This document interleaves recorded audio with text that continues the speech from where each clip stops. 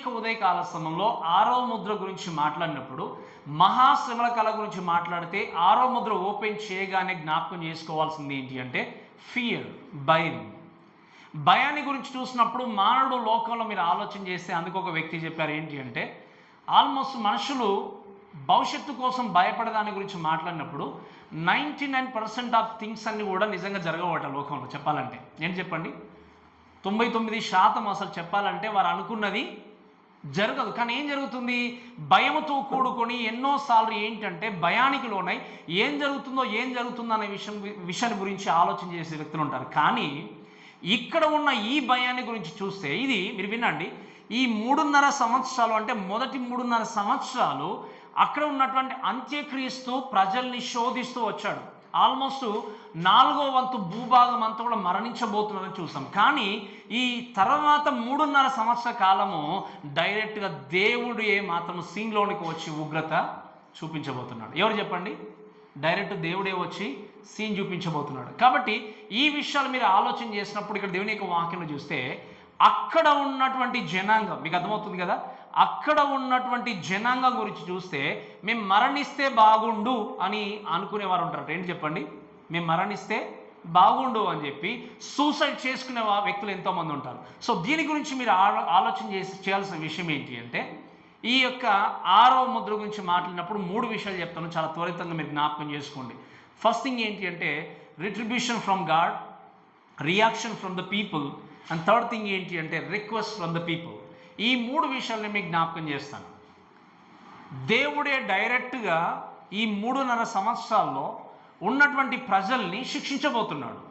ఉన్నటువంటి ప్రజల్ని ఆయన తన తీర్పు చేత ముందుకు తీసుకెళ్తా ఉన్నాడు. కాబట్టి ఇటువంటి రోజు గురించి, ఈ దినముల గురించి బైబిల్లో ఎన్నో విషయాలు రాయబడ్డాయి. దీన్నే మనం ఏమంటామంటే ప్రభువు దినము అంటాం, the day of the lord అంటాం. అంటే ప్రభువు దినం అనేది ఎంతో భయంకరమైంది అని దేవుని యొక్క వాక్యంలో చూస్తాం.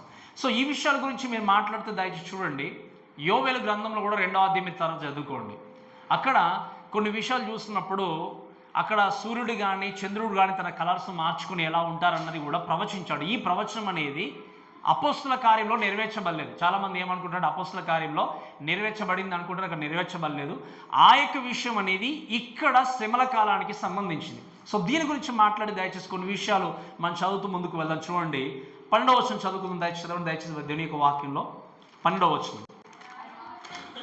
రైట్, ఆయన 6వ ముద్రను విప్పినప్పుడు నేను చూడగా పెద్ద భూకంపము కలిగెను, సూర్యుడు కంబలి వలె నలపాయెను, చంద్రబింబం అంతయు రక్తవర్ణమాయను. మీరు వినండి, ఈ 6వ ముద్ర ఓపెన్ చేయగానే మీరు వింటున్నారు కదా, ఇది మహాశ్రమల కాలంలో జరుగుతున్నటువంటి సంగతి. ఈ 6వ ముద్ర గురించి చూసినప్పుడు వినండి, రిట్రిబ్యూషన్ ఫ్రమ్ గాడ్ అనుకున్నప్పుడు దేవుని నుండి వచ్చిన ప్రతీకారం. ఎక్కడ నుండి చెప్పండి, అందుకే లాస్ట్ వీక్ మనం చూసాం, ప్రతీకారము చేసే దేవుడు ఆయన, ప్రతీకారము తీర్చుకునే దేవుడు ఆయన. ఇది మనుషుల నుండి వచ్చింది కాదు, అంత్యక్రీస్తు నుండి వచ్చింది కాదు. ఎవరి నుండి వచ్చింది, దేవుడే ప్రతీకారం డైరెక్ట్గా తీర్చుకుంటున్నాడు. కాబట్టి అక్కడ జరిగినటువంటి సంఘటనలు ఏంటంటే, జరగబోతున్న సంఘటనలు ఏంటి అంటే వాక్యంలో చూస్తే ఒక మాట ఏమని రాయబడింది అంటే నేను చూడగా పెద్ద భూకంపము కలిగాను. వినండి, హిస్టారికల్గా చూస్తే ఎన్నో భూకంపాలు కలిగాయి. ఈవెన్ బైబిల్లో కూడా చూస్తే భూకంపాల గురించి మాట్లాడినప్పుడు ఈవెన్ మోషే కాలంలో కూడా భూకంపం సంభవించింది, ఏలియా కాలంలో కూడా భూకంపం సంభవించింది. యేసుక్రీస్తు శిలువలో మరణించినప్పుడు ఏం జరిగింది చెప్పండి, భూకంపం వచ్చింది. కానీ ఇక్కడ రాయబడినటువంటి ఈ భూకంపాన్ని గురించి మాట్లాడితే ఏంటి అంటే దయచేసి దేవుని యొక్క వాక్యంలో చూస్తే ఈ యొక్క భూకంపం అనేది కేవలము పర్టికులర్గా ఒక ప్రాంతానికి మాత్రమే పరిమితమయ్యేది కాదు. ఈ భూకంపం అనేది ఏంటి అంటే యూనివర్సల్ ఎర్త్క్వేక్ అంటాం. ఏమన్నా చెప్పండి, ప్రపంచం అంతా కూడా సంభవించబోయేటువంటి భూకంపం. ఇప్పుడు భూకంపాల గురించి చూస్తే ఎక్కడో ఒక దగ్గర మనం చూస్తాం, లేదా ఒక ప్రాంతంలోనే, ఒక ప్లేస్లోనో, ఒక డిస్ట్రిక్ట్లోనో ఒక విధంగా మనం చూస్తాం. కానీ ఈ కలగబోయేటువంటి ఈ భూకంపం ఏంటి అంటే ప్రపంచం అంతా కూడా ఒకేసారి సంభవించబోయేది. అటువంటి భూకంపం ఇప్పటి వరకు ఎప్పుడు కూడా జరగలేదు. మహాశ్రమల కాలంలో జరగబోయేది ఏంటి అంటే పెద్ద లేదా గొప్ప భూకంపము కలుగుతుందని దేవుని యొక్క వాక్యం ఉంది. ఈ భూకంపం గురించి మీరు మాట్లాడితే గ్రీక్లో సెసిస్మోస్ అనేటువంటి వర్డ్ వాడేది ఏంటి అంటే మెగా లేకపోతే షేకింగ్ ఆర్ గ్రేట్ అనే విషయం చూస్తాం. అంటే ఇంకా చెప్పాలి అంటే భూమిని అంతటిని దేవుడు షేక్ చేస్తాడట. ఈ మాట మీకు బాగా అర్థమవుతుంది. మీకు ఏం చేస్తాడు చెప్పండి? భూమి అంతటిని కూడా దేవుడు ఏం చేయబోతున్నాడు? షేక్ చేయబోతున్నాడు. అందుకే నేను చాలాసార్లు మీరు జ్ఞాపకం చేశాను కొన్నిసార్లు. ఈ యొక్క భూమి తన యొక్క రొటేషన్లో చక్కగా ముందుకెళ్తున్నప్పుడు తన పరిధిలో కొంచెం స్పీడ్గా నేను ఒకవేళ రొటేట్ అయినా, స్లోగా రొటేట్ అయినా ఏం జరుగుతుంది చెప్పండి? ఎన్నో ఆటంకాలు లేకపోతే ఎన్నో రకాలుగా విపత్తు అనేది లోకంలో సంభవించబోతుంది. అయితే దేవుడు చెప్పిన మాట ఏంటి అంటే, మహాశ్రమల కాలంలో దేవుడు ఏం చేయబోతున్నాడు? పెద్ద భూకంపము, మహా భూకంపం అనేది కేవలము ఒక ప్లేస్కి సంబంధించింది కాదు, కానీ ప్రపంచం అంతా కూడా దేవుడు ఏం చేయబోతున్నాడు? కేవలము భూమి మాత్రమే కాదు, ఆల్ ద యూనివర్స్ అని ఏం చేయబోతున్నాడు? షేక్ చేయబోతున్నాడు. All the planets will be షేకెన్ in the time of tribulation. అటువంటిది ఎప్పుడు కూడా ఎవరు కూడా చూసి ఉండలేరు. ప్రేమని దేవునిలో దయచేసి వినండి. ఈ మాటను బట్టి మనం ఆలోచన చేస్తే, ఈ యొక్క విషయాన్ని చూసినప్పుడు దేవుని యొక్క వాక్యంలో చూస్తే, అక్కడ ఉన్నటువంటి ప్రజలు ఇటువంటి దాన్ని ఎప్పుడు చూడలేదు కాబట్టి ఎంతో భయానికి లోనవుతారు. ఇంకా పరిగెత్తడానికి స్థలం లేదు, ఎక్కడ దాక్కోవాలో తెలియదు. ఇటువంటి స్థితిలో ఉన్నప్పుడు ఈ భూకంపం మాత్రమే కలగడం కాదు. దయచేసి ఇంకొక మాట చూద్దాం, చూడండి దయచేసి. వాక్యం చూస్తే సూర్యుడు కంబలి వలె నలుపైన. ఏం జరిగింది? యూనివర్సల్ అర్త్క్వేక్ మాత్రమే కాదు, సూర్యుడు ఏ విధంగా మారిపోయాడు చెప్పండి? కంబలి వలె నలుపైన. అంటే ఇప్పుడు మనం శాక్లో చూస్తాం కదా, మామూలు ఉపవాస ప్రార్థన చేసినప్పుడు చాలా మటుకు ఆ కాలంలో ఏం చేస్తారు? గోనె పట్ట ధరించుకొని ప్రార్థన చేసేవారు. ఇక్కడ దేవుని యొక్క వాక్యంలో చూస్తే ఏమైంది అంటే, ఈ యొక్క సూర్యుడు ఏం చేస్తాడంటే, ఈ బికెమ్ ఏ బ్లాక్ సాక్లోత్ అంటే ఏంటి అంటే, నల్లగా పూర్తిగా మారినట్టుగా కనబడాడు. అంటే ఏంటి? కప్పివేయబడ్డాడు అని చూస్తాం. మీరు వినండి, భూకంపాలు కరువుల గురించి మాట్లాడినప్పుడు స్వాభావికంగా వచ్చేటివి కొన్ని అవుతే, యుద్ధాల ద్వారా వచ్చేటువంటి భూకంపాలు కొన్ని. కానీ ఇక్కడ వచ్చిన ఈ భూకంపము యుద్ధాల ద్వారా జరిగింది కాదు, నేచురల్గా సంబంధించింది కాదు. చెప్పాలి అంటే దేవుడే డైరెక్ట్గా సీన్లోనికి దిగి ప్రపంచం అంతా కూడా షేక్ చేశాడు. ప్రపంచం అంతా షేక్ చేసినప్పుడు దాని విపత్తు అనేది ఏం జరిగింది? సూర్యుడిని మొత్తము కమ్మేసింది. సూర్యుడు ఏమయ్యాడు చెప్పండి? నల్లగా. అంటే అర్థం ఏంటి అంటే, బ్లాక్ అనేది మీ తర్వాత బైబిల్ చూడండి, black is representative judgement. Black అనేది ఎప్పుడు కూడా ఏంటి చెప్పండి? జడ్జ్మెంట్కి సూచనగా ఉన్నట్టుగా మనం బైబిల్లో చూస్తాం. బ్లాక్ అనే విషయాన్ని వారు ఇక్కడ చూసినప్పుడు మీరు వినండి, వెలుగు అనేది లోకంలో కనబడట్లేదు, ఎక్కడికి వెళ్ళాలో తెలియట్లేదు. ఎప్పుడు కూడా చూడనటువంటి భూకంపము దేవుడు భూమిని అంతా షేక్ చేస్తున్నాడు. ఎప్పుడు కూడా కనబడినటువంటి సూర్యుడు పూర్తిగా ఏమైనా నల్లగా కనబడుతున్నాడు. ప్రజలకి ఏం అర్థం కావట్లేదు, భయముతో వణుకుతో లోకంలో ఎక్కడికి పరిగెత్తాలో తెలియట్లేదు వాళ్ళకి. ఇంకా అంతేకాకుండా ఇంకొక మాట కూడా చూద్దాం, దయచేయండి. ఇవన్నీ నేను వివరించిన తర్వాత మీకు చక్కగా మళ్ళీ ఒకసారి జ్ఞాపకం చేస్తాను. ఇంకొక మాట ఏంటి అంటే, చంద్రబింబం అంతయు ఏమైంది చెప్పండి? చంద్రబింబం అంతయు రక్తవర్ణమాయను.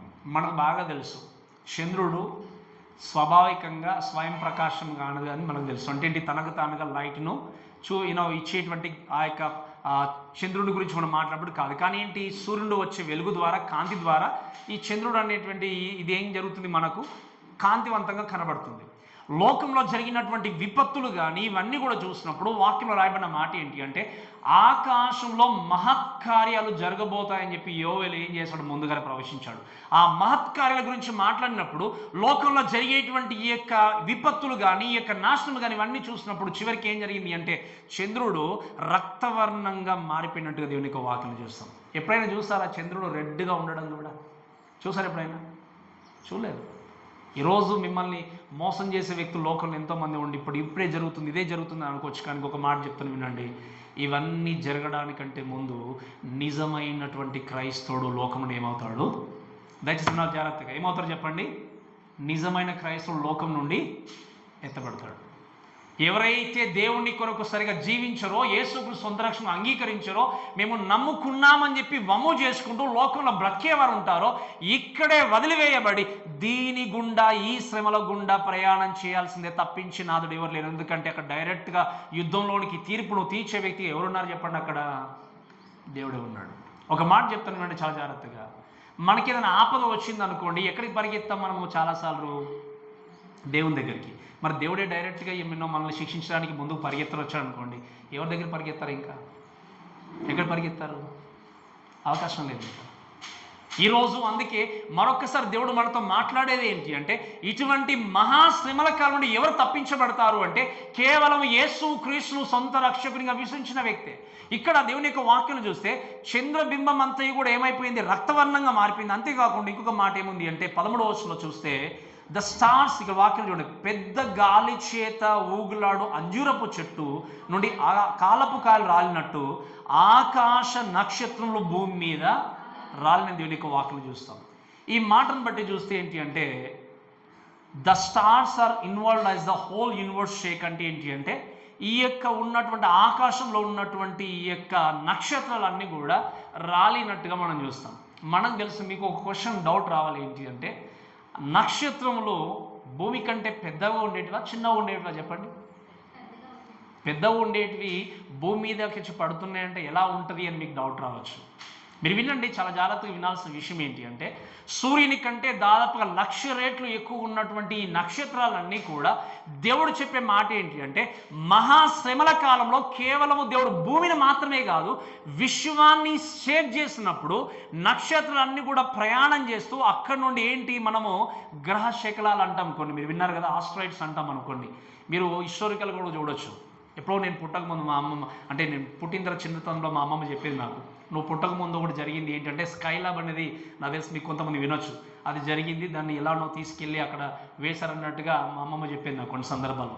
ఈవెన్ March 23, 1989లో ఒక ఆస్ట్రాయిడ్ దాదాపుగా ఏంటి అంటే భూమికి దగ్గరగా వచ్చేసి కొంచెంలో మిస్ అయిపోయింది. భూమి ఏంటి అంటే మీరు వినండి, అది వచ్చినట్టుగా ఎవరికి తెలియదు. తర్వాత నాసా వాళ్ళు పరిశోధనలు చేసినప్పుడు సమ్హౌ వి మిస్డ్ అని చెప్పేసి వాళ్ళు కనుక్కున్నారు. అది ఒకవేళ ఒక 6 గంటలు స్లోగా ప్రయాణం చేస్తుంటే భూమి మొత్తం కూడా సర్వనాశనం అయిపోయేదట. మీరు వినండి, ఇటువంటి గ్రహ శకలాలు ఎన్ని కూడా భూమి మీదకి రావడానికి సిద్ధంగా ఉన్నాయి. ఇప్పుడు తప్పించుకోవచ్చు, కానీ మీరు వినండి, ఏదో ఒక రోజు ఖచ్చితంగా ఒక గ్రహ శకలం భూమిని ఖచ్చితంగా ఢీకొంటుంది. ఖచ్చితంగా ఇవి జరగబోతాయని చెప్పి ఒక ఆయన సైంటిస్ట్ తెలియజేశారు. అంటే ఇవన్నీ చెప్తున్నాను, వినండి జాగ్రత్తగా. అంజూరపు చెట్టు మీద ఉన్నటువంటి కాయలు గాలి బాగా వచ్చినప్పుడు ఎలాగైతే ఒకే ప్లేస్లో పడిపోతే అక్కడక్కడ పడిపోతాయి చెప్పండి, గాలి ఎటు వీస్తే అలానే దేవుడు విశ్వాన్ని షేక్ చేసినప్పుడు మీరు వినండి, ఈ యొక్క నక్షత్రాలన్నీ కూడా అంజూరపు కాయలు పడినట్టుగా లోకంలో లేదా భూమి పైన లేదా ప్రపంచంలో విశ్వం అంతా కూడా అవన్నీ కూడా కేవలం భూమి అనే కాదు, ఈ లోకంలో విశ్వంలో ఉన్నటువంటి ప్రతి చో కూడా ఈ యొక్క ఆకాశంలో నక్షత్రాలు ఏమవుతాయని చెప్పండి, రాలిపోతాయి దేవుని యొక్క వాక్యం ముందు. ఇటువంటి వింతలు ఎప్పుడు మనం చూడలేదు, వినలేదు. కానీ ఇటువంటి సంఘటనలు జరిగేటువంటి సమయంలో ఎవరు ఉండబోతున్నారు చెప్పండి? క్రీస్తును హృదయపూర్వకంగా ఎరిగినటువంటి వ్యక్తులు. ఇవన్నీ జరుగుతున్నటువంటి ఈ కాలాన్ని చూసినప్పుడు మీరు వినండి, ఈ యొక్క వాక్యంలో ఇంకొక మాట చదివిన తర్వాత నేను కొన్ని విషయం మీకు జ్ఞాపకం చేస్తాను. వర్స్ 14 చదవండి దయచేసి, 14వ వచనం చదవండి.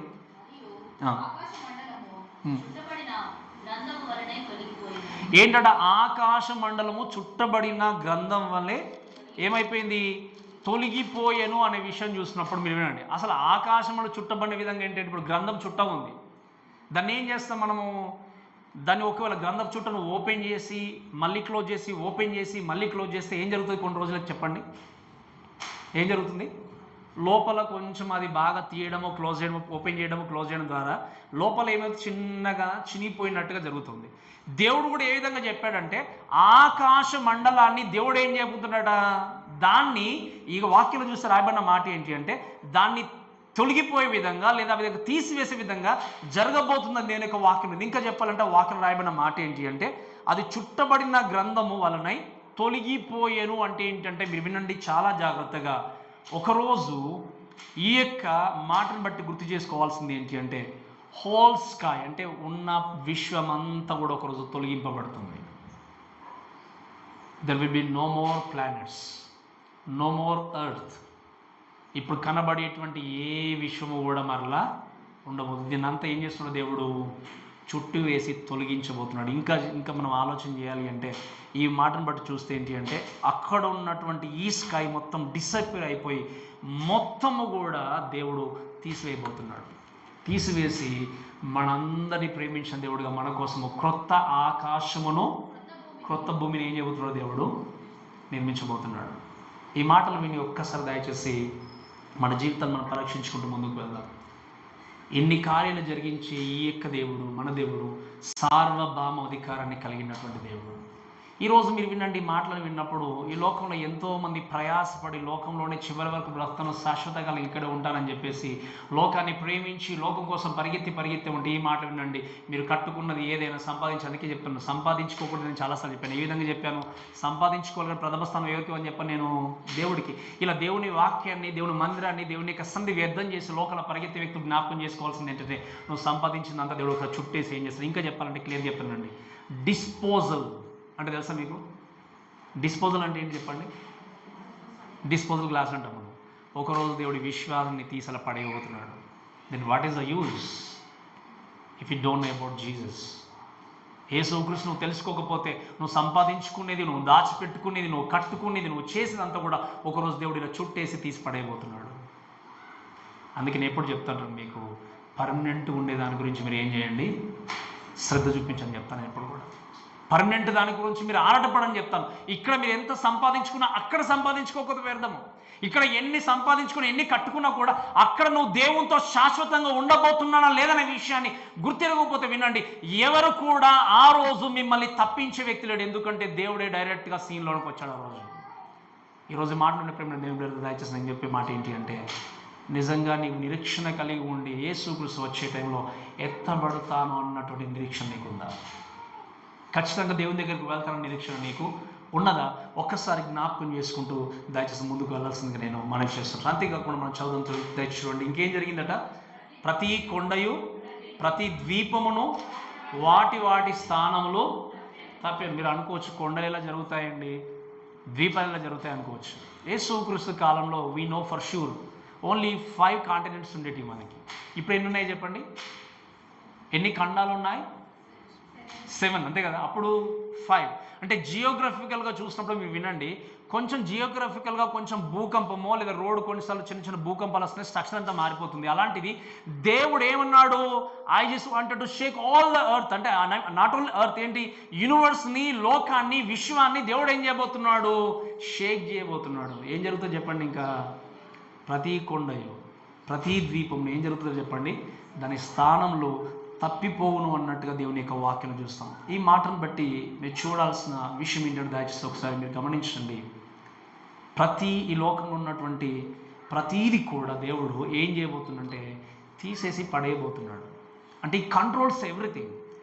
ఆయన సమస్తాన్ని కంట్రోల్ చేసే వ్యక్తిగా ఉన్నప్పుడు నేను మీకు జ్ఞాపకం చేసేది ఏంటి అంటే, ఎవరి చేతిలో మీ జీవితాన్ని పెడతా ఉన్నారు?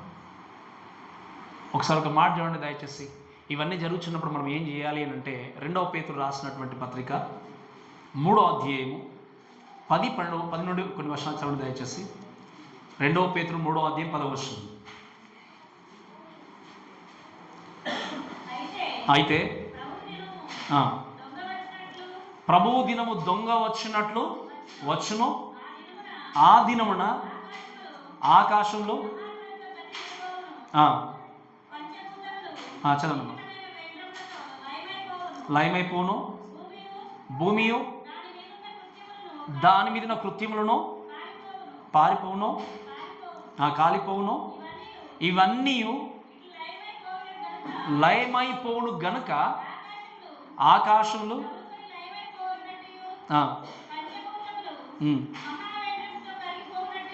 కరిగిపోనట్టు దేవుని దినం రాకడ కొరకు కనిపెట్టుచు దాన్ని ఆశతో అపేక్షించు మీరు పరిశుద్ధమైన ప్రవర్తనతోనూ భక్తితోనూ ఎంతో జాగ్రత్త గలవారై ఉండవలెను. మీరు వినండి, దయచేసి మాట విన్నారు మీరు. లోకంలో ఉన్న సమస్తాన్ని దేవుడు ఏం చేయబోతున్నాడు? తీసివేయబోతున్నాడు. ఇదంతా కూడా నాశనం అయిపోతుంది, లయం చేయబోతున్నాడు. కాబట్టి మీరేమన్నాడు వాక్యంలో? మీరు ఎంతో భక్తితో, భయముతో, శ్రద్ధతో మీరు ఏం చేయండి? జాగ్రత్తగా మీ జీవితాన్ని కొనసాగించండి. ఈరోజు మాట్లాడిన ప్రేమ దయచేసి ఒకసారి మీరు ఆలోచన చేసుకోండి. నేను మొదటి నుండి మీకు ఎప్పుడు ఒక మాట చెప్తా ఉంటాను, ఏంటి అంటే, ఈరోజు ఒకవేళ వాక్యం వింటున్నటువంటి టైంలో ఇదే కదా వాక్యం బాగా, ఇదే కదా మేము వింటున్నాం అనుకోండి, సార్ నిర్లక్ష్య ధోరణి కలిగి ఉంటే మీరు వినండి. నేను ఎప్పుడు ఒక మాట చెప్తాను, మనం ఎన్ని అనుకున్నా, ఎన్ని చేసినా, ఏది జరిగినా కూడా లోకంలో ఎవరు కూడా పర్మనెంట్గా ఉండడానికి ఇక్కడికి రాలేదు. దేవుడు ఒకరోజు ఇవన్నీ తీసివేయబోతున్నాడు అనుకుంటే నీ యొక్క జీవితం ఎక్కడ వెళ్ళిపోతుంది చెప్పండి? నీకు ఆలోచన చేయండి. ఒకవేళ నువ్వు లోకంలో బ్రతికినప్పుడే లోకంలో నీ జీవితాన్ని చక్కగా కొనసాగిస్తూ యేసుక్రీస్తుకు నీ జీవితాన్ని అప్పగించుకోకపోతే, ఆయన విశ్వసించకపోతే ఉన్నటువంటి మార్గం ఏంటంటే ఒకటి పరలోకము లేదా నరకము. నువ్వు నమ్మకపోతే, దేవుని విశ్వసించకపోతే నువ్వు వెళ్ళాల్సిన ప్రదేశం ఏంటి అంటే నరకం మాత్రమే. అక్కడ నుండి తప్పించే నాదుడు ఎవరు కూడా లేరు. మీరు వినండి చాలా జాగ్రత్త. నేను మ్యారేజ్ కోసం మాట చెప్తాను మీకు. మాట ఏంటి అంటే only marriage has only entrance, no exit అని చెప్తాను. అలానే హెల్ అనేది only entrance and no exit. మీకు అర్థం చెప్పిన మాట, నరకంలోనికి వెళ్ళడం మాత్రమే, రావడానికి ఇంకా త్రోవ అనేది. అప్పుడు నువ్వు ఎంత ఏడ్చినా బ్రతికులాడినా క్షమించమని ప్రాధేయపడినా, ప్రభువా నేను ఏ తప్పు చేయడానికి నన్ను ఒక అవకాశం ఇవ్వండి ప్రభువా అని అనుకున్నా కూడా దేవుడు అంటాడు no chance to get in to heaven. ఇంకొక అవకాశం అది లేనే. ఇక్కడ మీకు ఎన్నో అవకాశాలు దేవుడు ఇస్తున్నాడు, ఎన్నో అవకాశాలు ఇస్తున్నాడు. కాబట్టి మీరు చాలా జాగ్రత్తగా వినండి. మన దేవుడు సమస్తాన్ని కంట్రోల్ చేసే దేవుడు. అలాంటిది నీ జీవితాన్ని కంట్రోల్ చేసే విధంగా ఆయనకు నీ జీవితాన్ని నువ్వు ఏం చేయాలి? అప్పగించుకుంటూ ముందుకు వెళ్ళాలి. అందుకే ఈ యొక్క మహాశ్రమ కాలంలో ఇవన్నీ కూడా కార్యాలు ఏం జరుగుతున్నాయి చెప్పండి? ఆకాశంలో జరగబోతున్నాయి. ఈ మహాశ్రమ కాలంలో ఇవన్నీ జరిగినప్పుడు, వీటిని చూసినప్పుడు ఎంతోమంది ఏమవుతారు చెప్పండి? ఇంకా భయముతో వణుకుతూ ఉన్నప్పుడు మీరు చూడండి, ఇవన్నీ కూడా దేవుడు వచ్చేటువంటి జడ్జ్మెంట్. ఈ తీర్పు వచ్చినప్పుడు మరి అక్కడ ఉన్నటువంటి ప్రజల గురించి మాట్లాడినప్పుడు ఏం జరుగుతుంది అంటే, దయచేసి మనము రెండో విషయం చూద్దాం. ఏంటి అంటే the reaction from the people. మీరు చదవండి దయచేసి దేవుని యొక్క వాక్యంలో 15వ వచనము. భూరాజులను, గణులను, సహస్రాధిపతులను, ధనికులను, బలిష్ఠులను, ప్రతి దాసుడును, ప్రతి స్వతంత్రుడును కొండ గుహల్లోనూ బండల సందుల్లోనూ దాక్కున్నాడని చూస్తున్నాం. ఈ మాట వినండి. ఇవన్నీ జరుగుతున్నాయి ఆకాశంలో. ఇవన్నీ జరిగినప్పుడు ఎప్పుడు ఎవరు చూడలేదు. ఇవన్నీ జరిగినప్పుడు ఏం జరుగుతుంది? ఏమీ అర్థం కాకుండా అక్కడ ఉన్నటువంటి జనాంగం ఏం చేస్తారు? ఇంకా వాళ్ళు ప్రతిచర్య ఏం చేస్తారని దేవుని యొక్క వాక్యం చూస్తే వారు చేసింది ఏంటి అంటే they are running from God and trying to hide from God. ఇంత జరిగిన దేవునికి మొరపెట్టట్లే. ఇంత జరిగిన దేవుని వాళ్ళు జ్ఞాపకం చేసుకోవట్లేదు. ఇంత జరిగినా కూడా ప్రభువా మేము నశించిపోతున్నాము అన్నటువంటి విషయం గుర్తుపెట్టుకోకుండా ఏం చేస్తారు? వాళ్ళు భయముతో దాక్కోవడానికి ప్రయత్నం చేస్తారు, భయముతో దేవుడి నుండి పారిపోవడానికి ప్రయత్నం చేస్తారు. ఒకసారి ఒక మాట దయచేసి వినండి, చాలా జాగ్రత్తగా వినాల్సిన విషయం ఏంటి అంటే, ఈ మాటను బట్టి మనం నేర్చుకోవాల్సిన విషయం ఏంటి అంటే there are 7 different groups of people ఉన్నారు ఇక్కడ. ఎంతమంది చెప్పండి? మీరు చూడండి, దాంట్లో చూస్తే భూరాజులు, గణులు, సహస్రాధిపతులు, ధనికులను, బలిష్ఠులు, వీళ్ళంతా కూడా ఏంటి అంటే 5 పవర్ కలిగిన వ్యక్తులు. ఎవరు చెప్పండి? పవర్ కలిగిన వ్యక్తులు. దాసులు, తర్వాత స్వతంత్రులు, పవర్ లేని వ్యక్తులు. అంటే పవర్ ఉన్నా పవర్ లేకపోయినా, నీకు ధనం ఉన్నా ధనం లేకపోయినా, ఏ స్థితిలో ఉన్నా కూడా ప్రతి ఒక్కరికి కూడా ఖచ్చితంగా ఆ తీర్పుని ఏం చేయాలి? ఎదుర్కోవాలి. దేవుని ఉగ్రత నుండి తప్పించేటువంటి వ్యక్తి ఎవరు కూడా లేరు. కాబట్టి వీళ్ళు ఏం చేస్తారు? దేవుని దగ్గరకు వచ్చి చెప్పుకోవడం కంటే వీళ్ళు ఏం చేస్తారో తెలుసా? దేవుని నుండి పారిపోతున్నారు. ఆదాము అవ్వ గురించి మాట్లాడినప్పుడు దేవుని యొక్క వాక్యం చూస్తే, పాపము చేసిన తర్వాత, ఆజ్ఞను అతిక్రమించిన తర్వాత దేవుడు వచ్చి పిలుస్తాడు. ఆదాము ఆదాము అని పిలిచినప్పుడు ఆదాము ఏమని చెప్తాడు చెప్పండి? నేను నీకు భయపడి దాక్కున్నాను అంటాడు. ఒక మాట వినండి చాలా జాగ్రత్తగా. దేవుడికి భయపడి దాక్కునగలిగిన ప్రదేశం ఎక్కడైనా ఉందా? చెప్పండి, ఎక్కడైనా ఉందా? మీరు ఏ ప్రాంతానికి వెళ్ళండి, ఏ దేశానికి వెళ్ళండి, ఎక్కడ వెళ్ళినా ఇది ఇక్కడ ఉంటే నేను సేఫ్ అన్న విధంగా ఎక్కడైనా ఉందా? ఎక్కడలేదు. కానీ వీళ్ళు ఏం చేస్తున్నారు? సృష్టికర్తకు చెప్పుకోవడానికి బదులు, సృష్టికర్త దగ్గరికి మొరపెట్టడానికి బదులు వీళ్ళు ఏం చేస్తున్నారు? దేవుని నుండి దూరంగా పారిపోయి ఎక్కడికో పరిగెత్తున్నారు. ఎక్కడికో పరిగెత్తి మేము ఎలాగైనా మేము ఏం చేయాలి? ఈ వస్తున్నటువంటి ఈ విపత్తు నుండి తప్పించుకోబడాలి. ఎందుకంటే సూర్యుడు కలర్ మారిపోయాడు, చంద్రుడు కలర్ మారిపోయాడు. చూస్తే నక్షత్రాలు, ఆ యొక్క ఆస్ట్రాయిడ్స్ అన్నీ కూడా పడిపోతున్నాయి. ఎక్కడిది చూసి అర్థం కావట్లేదు. ఎక్కడైనా వెళ్ళి మేము మా ప్రాణాన్ని దక్కించుకోవాలని చెప్పి భయపడుతూ వెళ్ళే వ్యక్తున్నారు. ఇంకొంతమంది చేసేది ఏంటి అంటే they wanted to suicide for themselves. ఇంకొంతమంది ఏం చేయబోతున్నారు చెప్పండి? ఆత్మహత్య చేసుకుంటున్నారు చాలామంది. కానీ దేవుని మాత్రము దగ్గర రావట్లే, మొరపెట్టుకోవట్లేదు. ఈ విషయాన్ని బట్టి మీరు ఆలోచన చేయాల్సింది ఏంటి అంటే no person will escape from God's wrath until they believe Jesus Christ. యేసు క్రీస్తుని విశ్వసించకపోతే ఏ వ్యక్తి కూడా దేవుని ఉగ్రత నుండి తప్పించుకోలేడు. మరి ఈ కాలంలో కూడా దేవుణ్ణి అంగీకరించే వాళ్ళు ఉంటారంటే ఉంటారు. ఆ నమ్ముకున్న వాళ్ళు వెంటనే మరణించిన ఎక్కడికి వెళ్తారు చెప్పండి? వాళ్ళు దేవుని దగ్గరికి వెళ్తారు. కానీ వీళ్ళు మేము ఎక్కడికో వెళ్ళిపోయి మా ప్రాణాలు కాపాడుకోదామని ఎంతవరకు ప్రయత్నం చేస్తున్నారు. యోనా గురించి మనం చూస్తాం. యోనా ఏం చేశాడు చెప్పండి? ఏం చేశాడు? నీనెవె పట్టణంకు వెళ్ళమని దేవుడు చెప్తే ఈయన ఏం చేశాడు? పారిపోయాడు. తర్షీషు పట్టణానికి వెళ్తా అని చెప్పేసి యొప్పేకి వెళ్ళి ఒక షిప్ ఎక్కి ప్రయాణం చేస్తున్నాడు. కానీ ఏం చేస్తాడు దేవుడు? ఎక్కడికి పారిపోయినా దేవుని దగ్గర నుండి పారిపోయి దాక్కునగలిగిన స్థలం ఏది కూడా లేదు. దేవుడు ఏం చేస్తాడు? మళ్ళీ వెంటనే తన దగ్గరికి పిలుచుకున్నాడు. ఈ మాటను బట్టి ఆ నేర్చుకోవాల్సిన విషయాల గురించి మనం మాట్లాడడం ఏంటి అంటే, don't or do not hide anything from God. ఒక మాట చెప్తున్నాను వినండి. ఈరోజు నువ్వు అనుకోవచ్చు, నా జీవితంలో నేను చాలా విషయాలు దాచిపెట్టుకున్నానులే అనుకోవచ్చు. భర్తకు తెలియకుండా భార్య, భార్య తెలియకుండా భర్త ఎన్నో విషయాలు దాచించుకోవచ్చు. కానీ దేవుడు హృదయ రహస్యాలు ఎరిగినటువంటి దేవుడు. ఆయన కనబడంది ఏది కూడా లేదు. ఈరోజు నీ ఒకవేళ భయంకరమైన పాపాన్ని కొనసాగిస్తున్నావు నీ హృదయంలో, ఎవరు చూడట్లేదు అనుకుంటున్నావేమో, నా భార్యకి తెలియదు, నా భర్తకు తెలియదు, నా పిల్లలకు తెలియదు, ఈవెన్ నా నీడకు కూడా తెలియదు అనుకుంటూ బ్రతుకుతున్నావేమో. మరి గుర్తుపెట్టుకోండి, నీ పాపాన్ని నువ్వు కొనసాగించే జీవితాన్ని, నీ హృదయాంతరంగాన్ని చూసే దేవుడు ఉన్నాడు. ఆయన నుండి ఎవరు కూడా తప్పించుకోలేరు. ఆయన కనబడినటువంటి ప్రదేశం అనేది కూడా లేదు. కాబట్టి మీరు వినండి, if God is calling to N account, please do not refuse to call upon him. ఒకవేళ దేవుడు నిన్ను అకౌంటబుల్గా దేవుడు హోల్డ్ చేసినప్పుడు, అందుకే చాలా జాగ్రత్త వినండి. నీకు అప్పగించిన బాధ్యత విషయంలో మీరు చాలా జాగ్రత్త వినాలి. డబ్బు విషయంలో కావచ్చు, ఏ విషయంలో కానీ దేవుడు ఒకరోజు ఈరోజు నువ్వు అన్యాయం చేయొచ్చు, మోసం చేయొచ్చు, సంపాదించుకోవచ్చు, ఏం చేయొచ్చు. కానీ ఒకరోజు దేవుడు ఖచ్చితంగా తీసుకొచ్చి ఏం చేస్తాడు? నిలబెడతాడు. అప్పుడు నువ్వు తప్పించుకోవడానికి ఎక్కడ పరిగెత్తిన ఎవరు కూడా నీకు సహాయం చేసే వ్యక్తులు ఉండరు. ఈరోజు ఎన్నో సందర్భాల్లో దేవుడు నీకు అవకాశం ఇస్తున్నాడు. బ్రతుకులు మార్చుకునే పాట కూడా మనం పాడుకున్నాం, మార్పు చెందవని. అవకాశాలు చాలా వస్తున్నాయి.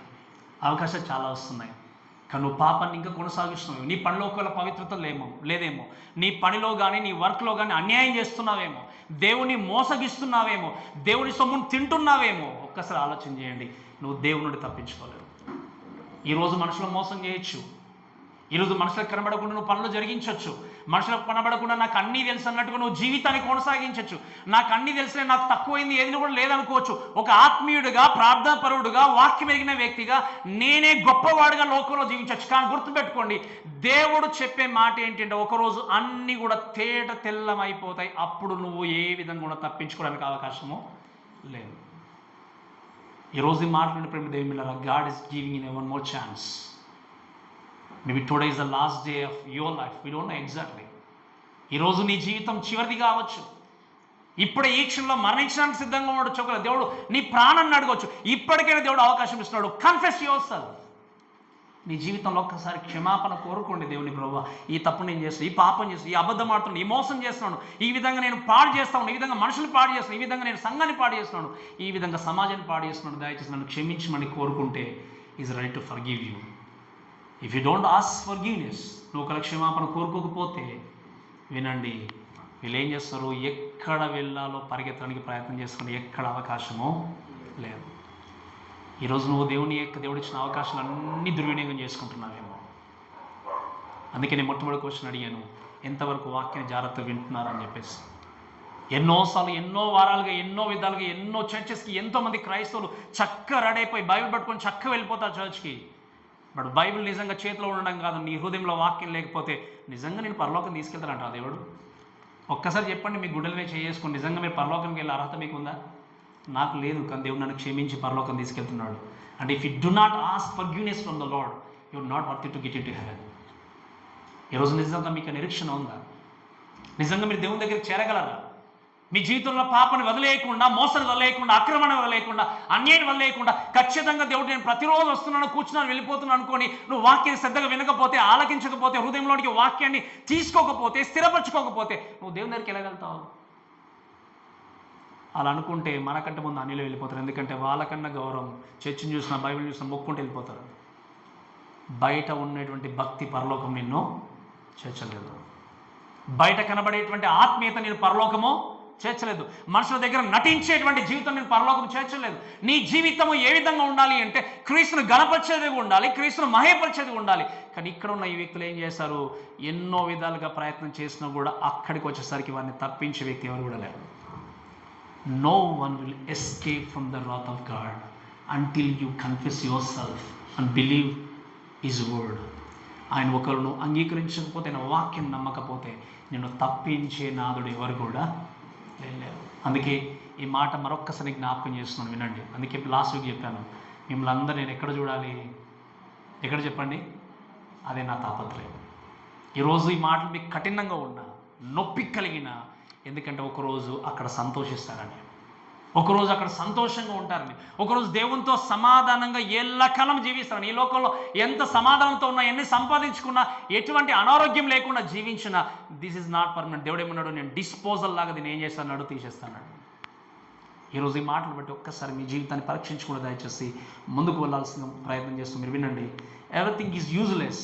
What ever you are hold on to it, or what ever you have right now. నీ జీవితంలో ఏది కలిగి ఏది ఉన్నా కూడా everything is useless. Everything is useless. కానీ యూస్ఫుల్గా ఉండేది, పర్మనెంట్గా ఉండేటువంటి ఏకైక వ్యక్తి ఎవరు అంటే క్రీస్తు మాత్రమే. నీ జీవితాన్ని విడిపించేవాడు, నిన్ను ముందుకు తీసుకెళ్ళేవాడు.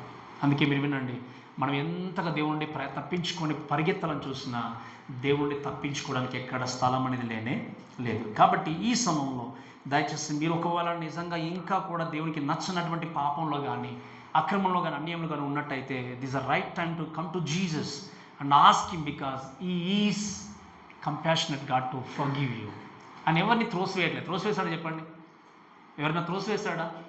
ఆయనకు డబ్బుతో పని లేదు, ఆస్తితో పని లేదు, అంతస్తుతో పని లేదు, దేంతో పని లేదు.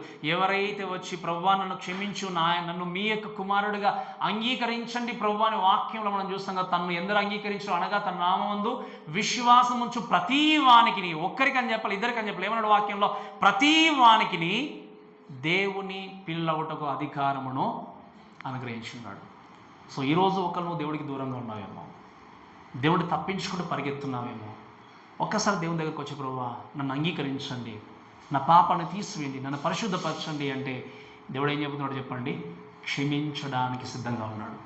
Let's go to third thing, చూద్దాం. చూడండి, వాళ్ళు ఏం చేస్తారు, రియాక్షన్ ఏం చేస్తారు, దేవునికి చెప్పుకోకుండా పరిగెత్తుకొని ఎక్కడో దాక్కున్నారు. అప్పుడు లాస్ట్ మనం చూస్తాము, సింహాసనాసనుడైన ఉన్న వాని యొక్కయు గొర్రెపిల్ల యొక్కయు ఉగ్రత మహాదినము వచ్చను, దానికి తాళ జాల వాడేవాడు.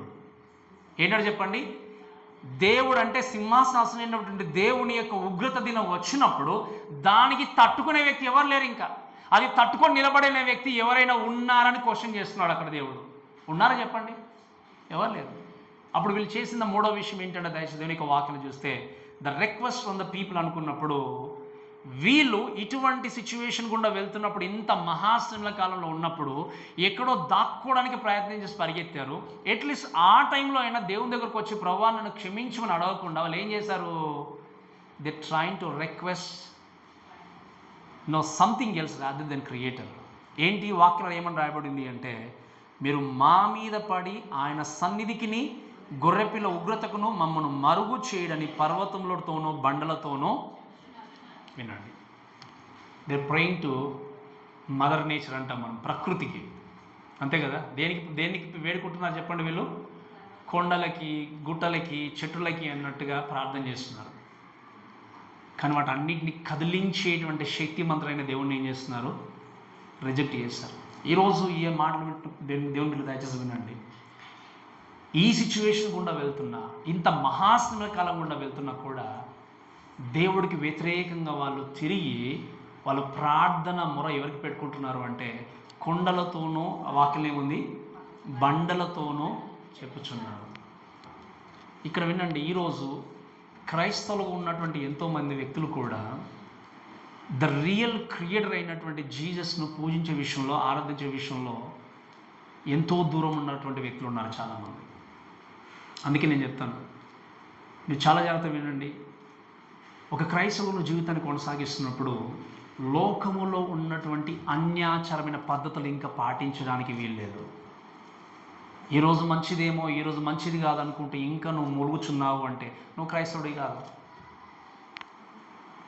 ఇంకా ఒకవేళ ఏమైనా జరిగినా, కుటుంబంలో ఏదైనా జరిగినా కూడా ఇంకా అందరిలాగా ఆలోచించి ఈరోజు మాత్రం చర్చలు రావాలి, ఇప్పుడు దాకా రాకూడదు, ఇప్పుడు మొక్కని చెప్పి ఇవన్నీ అంటే నువ్వు క్రైస్తవుడి కాదు.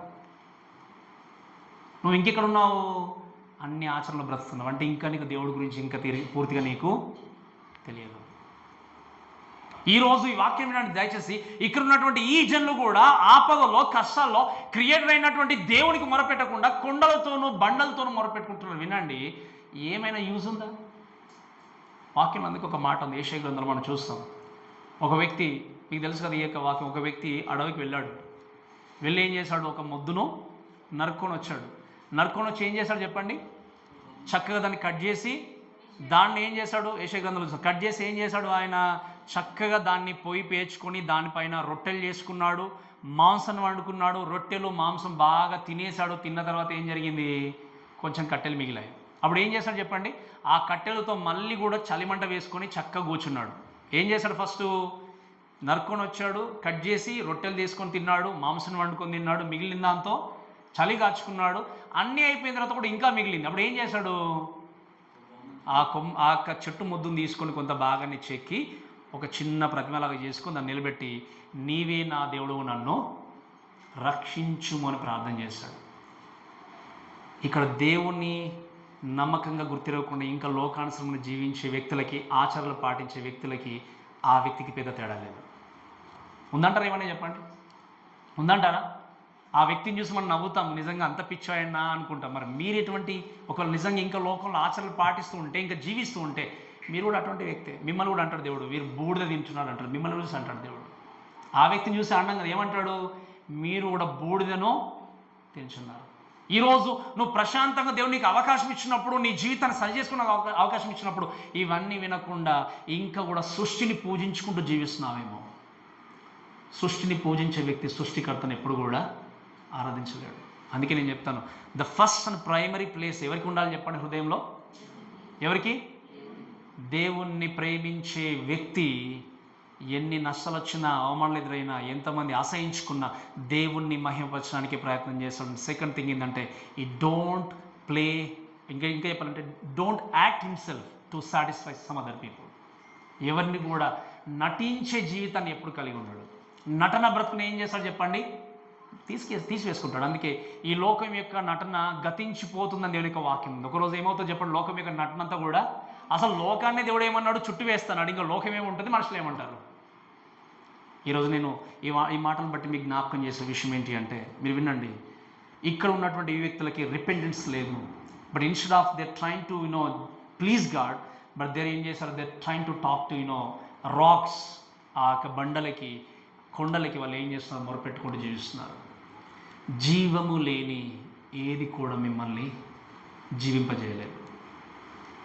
ఈరోజు నేను ఎందుకు ఇంత ధైర్యంగా నిలబడి మన దేవుని దగ్గరికి వెళ్తామని నిశ్చయంగా చెప్పగలము అంటే, మన దేవుడు మన కోసం మరణించి సమాధిని జయించి తిరిగి లేచాడు కాబట్టి, నేను మరణించిన తర్వాత కూడా ఖచ్చితంగా దేవుడు ఏం చేస్తాడు? ఒకరోజు తిరిగి లేపుతాడు. మీరు నిజంగా దేవుని విశ్వసించిన వ్యక్తులు ఉంటే మిమ్మల్ని కూడా ఖచ్చితంగా తిరిగి లేపుతారు. ఎందుకంటే మరణాన్ని జయించి తిరిగి లేచిన దేవుని చేతిలో పెట్టడం కంటే మన జీవితాన్ని వేరే యొక్క వ్యక్తిలో కానీ, వేరే యొక్క చేతిలో కానీ పెట్టడంలో ఉండే ప్రయోజనం ఏమీ కూడా లేనే లేదు. కాబట్టి ఇక్కడ ఈ మాటలు చూసి ఇంకా ముందుకెళ్ళాను చూడండి. ది న్యూ అంటే ఏంటి? మరి ఈ విధంగా జరిగినా కూడా వాళ్ళు వాక్యము తెలుసు, వాళ్ళకి 1,44,000 పీపుల్ వాక్యాన్ని బోధించారు. ఇవన్నీ తెలిసినా కూడా వాళ్ళు ఏం చేశారు? Wilfully the reject God.